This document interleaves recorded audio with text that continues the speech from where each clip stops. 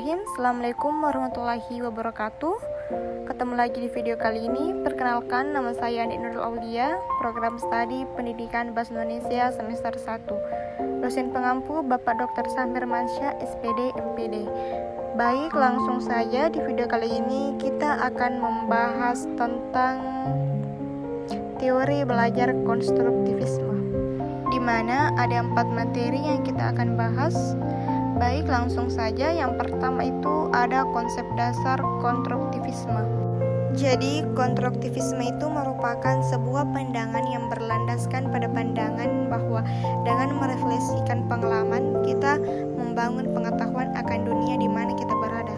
Baik, adapun ciri-ciri belajar berbasis konstruktivisme, yaitu yang pertama ada orientasi, yang kedua ada elisitasi, yang ketiga ada strukturisasi ide, yang keempat penggunaan ide baru dalam berbagai situasi, dan yang terakhir itu ada review. Baik, materi kedua itu tokoh dan kajian teori belajar konstruktivisme. Jadi ada 2 tokoh, yaitu yang pertama ada Piaget. Piaget ini merupakan salah satu tokoh konstruktivisme yang mengembangkan teori konstruktivisme kognitif. Piaget ini mengungkapkan istilah dengan skema. Skema memang sudah banyak digunakan oleh ahli bahasa, psikolog untuk menjelaskan interaksi antara beberapa faktor yang berpengaruh dalam pemahaman. Selain skema, ada beberapa konsep lain yang dikembangkan oleh Piaget, yaitu ada asimilasi, akomodasi, organisasi, dan keseimbangan. Dan tokoh yang kedua itu ada Vygotsky. Vygotsky ini merupakan seorang psikolog dari Rusia dan merupakan salah satu tokoh penggagas teori belajar konstruktivisme, mengemukakan teori yang bernama pembelajaran kognisi sosial. Menurut Suryono dan Haryanto, pembelajaran kognisi sosial meyakini bahwa kebudayaan merupakan penentu utama bagi pengembangan individu. Baik, materi ketiga itu aplikasi dan implikasi teori belajar konstruktivisme. Jadi, konstruktivisme itu merupakan salah satu teori yang berkontribusi dalam belajar dan pembelajaran. Adapun sejumlah implikasi yang relevan terhadap proses pembelajaran, yaitu diantaranya yang pertama ada pengetahuan didapat melalui konstruksi terhadap kenyataan yang ada. Yang kedua, pengetahuan dibentuk dalam diri individu atas dasar struktur kognitif yang dimilikinya. Yang ketiga, dalam pembelajaran seorang guru harus menciptakan pengalaman khas. Yang keempat, dalam proses pembelajaran guru harus memberi otonomi, kebebasan peserta didik mengeksplorasi masalah dan pemecahan secara individu maupun kelompok.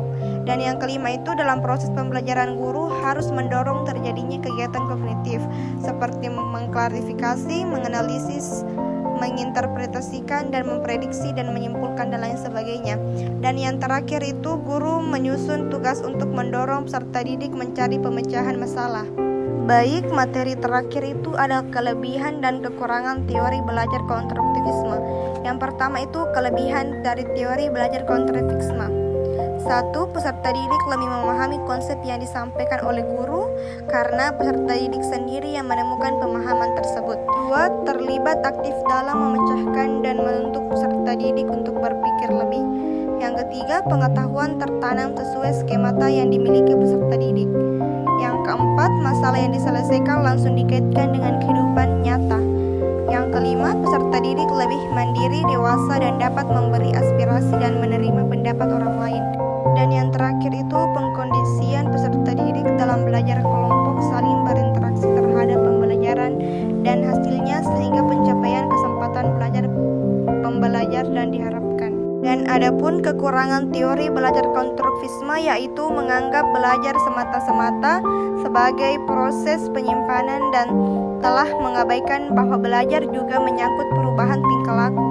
Pandangan konstruktivisme dalam proses belajarnya melihat peran guru sebagai pendidik sepertinya kurang begitu mendukung.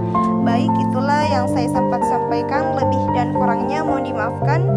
Wabillahi taufiq wal hidayah. Wassalamualaikum warahmatullahi wabarakatuh.